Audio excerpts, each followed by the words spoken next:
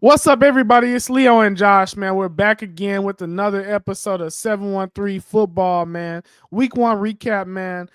Thankful that we have football back, but also, man, with Texas football, always comes a lot of drama and how do I say this, bro? Disappointments.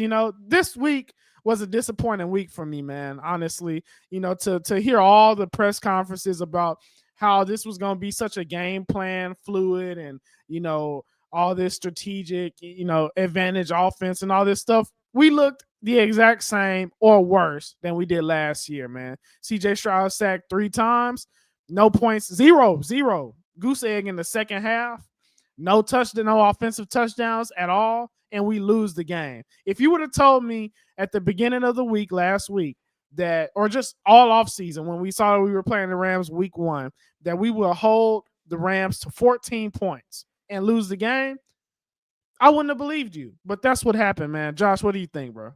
Yeah, it seemed like it was like the big rock rolling down the hill, and we weren't able to stop it after the second half because it we just seemed like we gave up on so many possessions where we should have got seven, we got three, and I think the first big culprit we have to talk about is the penalties, right? And while the penalties by themselves weren't the reason that we lost this game, they weren't debilitating in any way really because a lot of them came on the defensive side as well. What I really saw was that when you pair all the penalties we had on offense, like the pre-snap crap that we thought we got rid of with Tunsil leaving, all the different fundamental shit, that execution stuff that Kaylee talked about over and over again, the stuff that Stroud should have been more of a forceful leader about, right? If everyone was kind of sipping and drinking the Kool-Aid about everything, about how he was talking, when you pair that and you pair with the inconsistencies of the run game, we continuously put CJ Stroud in positions where he's shown that he hasn't succeeded consistently, especially against a defense that swarms like hell out there, has a great front. It really just forces you to keep everything in front and make you make the mistakes so that they just don't give up those big plays. And you saw it over and over again that there wasn't enough from the run game to keep ahead of the sticks. There wasn't enough from the keeping it clean on the penalty side to put CJ in a position where he could really have a chance to show and really execute at the highest level that he had talked about in the offseason. And it just wasn't there. Not saying we're taking the blame off of him, and we'll get into CJ in a second, but I think that's kind of how we have to preface the whole offense and in the implosion in the second half. Yeah, I mean, honestly, the penalties for me, like we talking off air, they weren't a big deal to me, honestly. But obviously, you have to give credit where it's due. We did have some really timely penalties, like you said, and some of them were on CJ Stroud, like illegal shifts and all this stuff. I feel like you have to blame the signal caller, right? But I mean, at the end of the day, man, it just was a lackluster performance from the quarterback to me. You know what I'm saying? Honestly, this is a quarterback that we have talked about as being a top five guy, and I'm not seeing it. I'm sorry. I've kind of been saying this for about a year and a half now. And there's always been an excuse. Oh, it's the O line. Oh, it's the OC. Oh, it's this. It's that. Now we're saying he doesn't have weapons. It's like, I mean, honestly, this wasn't. I wasn't even meaning to go into this, but I mean, come on, man. 0 points in the second half. That's embarrassing. How can talk about a wasted defensive performance? I mean, the fact that we held them to 14 points, bro. Insane. We needed a stop at the end of the game. We got a fumble. I mean, thank God, hallelujah, right? Gave our offense the ball back. CJ throws what should have been a pick if Kobe Turner doesn't try to go Booker T WWE, on CJ. He keeps his cool. He comes back, you know what I'm saying? We driving down the field, we're moving the ball, and then Dare Egunbalale fumbles in the worst way possible, right? And let's talk about that. This is completely unplanned, y'all. Maybe this ties into the run game as well. But why the hell is Dare on the field? Like why the hell did we trade a third round pick in the fourth round to get this running back that is supposed to be a skilled receiver, and we go 5 wide and he's not on the field? It's frustrating. Like, why is Dare on the field at all? Right. You Yeah. know, I mean, I, in critical situations, bro, we lost the game, man. And to me, it's unacceptable. And we have a huge challenge coming up this week. So they got to clean this up. And I don't know where to go, but as a fan, it's frustrating. That was really a frustrating loss because we weren't supposed to lose that game. If you told me we hold them to 14 points, I expect us to get more than 14 points. Yeah, I, no doubt. And I think that whole Dare conversation just ties into the fact that we really had one consistent playmaker out there on offense. His name was Nick Chubb. Like all the shit talking that happened in the preseason about him looking old and this and that. I mean, he looked like a car that has a really great first and second gear. He may not have that third, fourth gear anymore, but maybe he does. Maybe as he builds up, he will. But in reality, that's all you need right now. And the fact that he was able to execute in the run game and that you had those flashes, you didn't have those major negative plays was a real positive. But it didn't seem like they really leaned into enough where they were trying to give those other guys enough work to really get the momentum going and get the rhythm. Like Damian Pierce is a freaking rhythm runner. Like let the man eat a little bit. Woody Marks is a guy you got to give him in space. You got to put him in your game plan. Like your ceiling is so damn low with the guy like Dare, especially in that last possession, where you're not even like half those plays they weren't keeping him in the block. Like the only reason you have him out there is the pass, bro. And like you said, they go 5 wide, they move him out there, they try to be cute with it, they're trying to pull a linebacker out. I'm sure they're trying to get a cleaner look for CJ over the middle, this, that, and third, but man, it just comes back to like, okay, there's a point where we're being cute and we're being game plan based and matchup based, and we talk all this shit in the offseason, right? But in reality, we got to spin around. We got to put in situations where we can find ways to get Nico the damn ball more than like, was he like 3 or 4 targets or 5 targets in this five damn targets. game? Yeah. 5 targets. Yeah. And you look at his route tree. If you guys go on, if anyone has NFL Pro, you go on his route tree, and it was like one fade ball on the right. It was 2 slants and one little hook on the left. Like, are we throwing? Is that Xavier Hutchinson's? No disrespect to him, but is that Xavier Hutchinson we're throwing to, or Nico flipping Collins? Like, and CJ came out afterward and said, "Oh, they were playing too high." Blah blah blah. Dog, you missed the fucking home run ball to Jalen Knoll running by. He had what's his name? Cameron Curl fucking spinning like a top out there in coverage trying to cover the middle half. Like you're a 4-3 dude. CJ, you got to know that's a 4-3 dude. Your superpower is throwing in between the freaking numbers. What are we doing? But yeah, I mean, we could go on for hours and hours on this. I mean, it's one of those things, not good enough. Luckily, it's week 1, so they have room to improve and they can't work on this. But man, like people blaming like Ursary getting moved around for the offense and all this shit. It's like, y'all, like just wake up and smell the coffee. Like we have to play in such a perfect way for this quarterback right now that there has to be a level up and there has to be a come to Jesus meeting in the offense and built around everything. Like Nick Haley can no longer blame Bobby Slowick.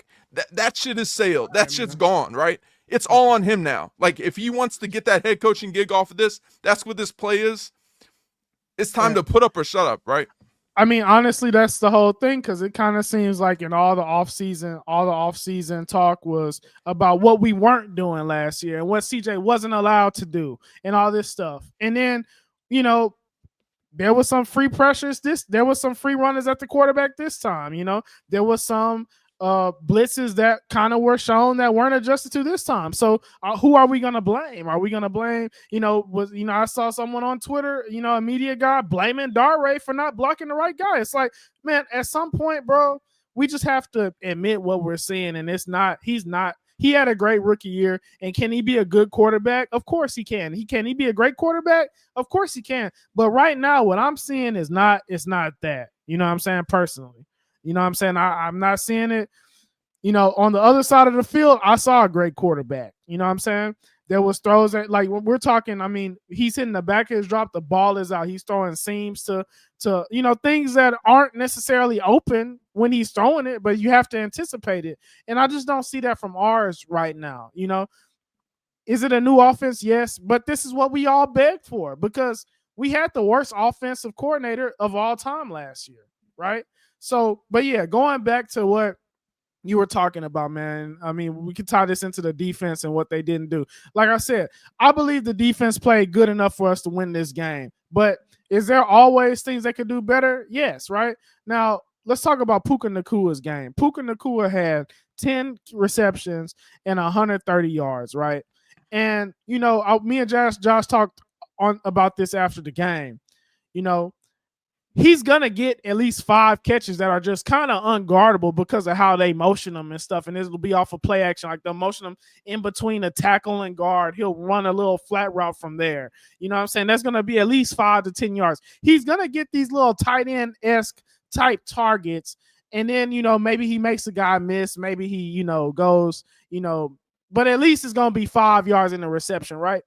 And then everything vertically that you get from a guy like Puka to me is icing on the cake. And that's kind of what makes him a great special player. I mean, he's an elite player. He's one of the most unique players in the NFL, right? But when I'm talking about Puka Nakua and how he's used, right? We talked all this stuff about offensive coordinators and all this stuff, right? And like you brought up, Nico Collins, 5 targets. 5 targets. But anyway, my bad. I went back to the offense. But defense, man, to me, I think we did enough. When you're on the field, as long as they were, when your offense, bro, listen, we were 2 for 9 on third downs. It's miraculous that we held them to 14 points. So to me, again, I watched Will Anderson come in, make some game saving, make some really, really tremendous plays that gave us a chance, right? That on third down took them off the field, gave us another chance. How many more chances does this offense need? Like, if you really criticize this defense, to me, you're asking them to be, the Lovie Smith Bears, the 2000 Ravens, the Steel Curtain, right? What the hell is the point of all? Like, man, whatever, bro. I could go in. We're asking our defense and special teams to score points with the top 5 quarterback. I don't know, man. I'm frustrated, bro. It's week 1. I'm not gonna take back anything I said about hype, because it's week 1. I'm trying to be mature, but it's frustrating, man. That's all I gotta say, bro. Yeah, you had all this time to prep for it, and there's a difference. Like, people have to take a step back and kind of see, like, there's a difference between complimentary football and then abusing your defense, right? And not calling a game and attacking and giving as many different looks in the run game to kind of create stuff for different guys.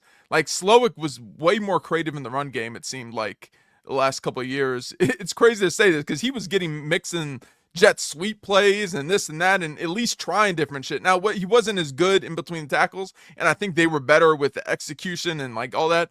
But I think it ties in perfectly.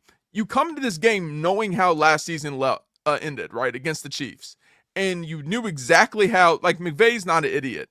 He saw the film. He saw how, like, if you're going to be had in the past game, it's going to be in between the numbers. Well, guess what? Puka freaking caught 10 of 11 catches, like you said, 130. 44% of those snaps were inside the slot. 78 of the 130 was in the slot of his yardage, right? Like, this is second most of receiving yards in a game in his career from in the slot, right? So they just said, you know what? We see what old man Kelsey did. We're going to dump gasoline on that.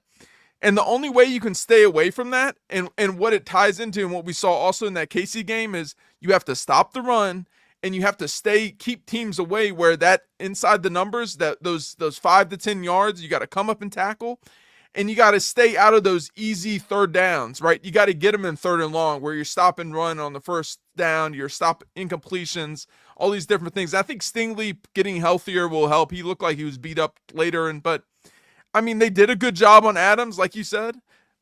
Puka wasn't good enough.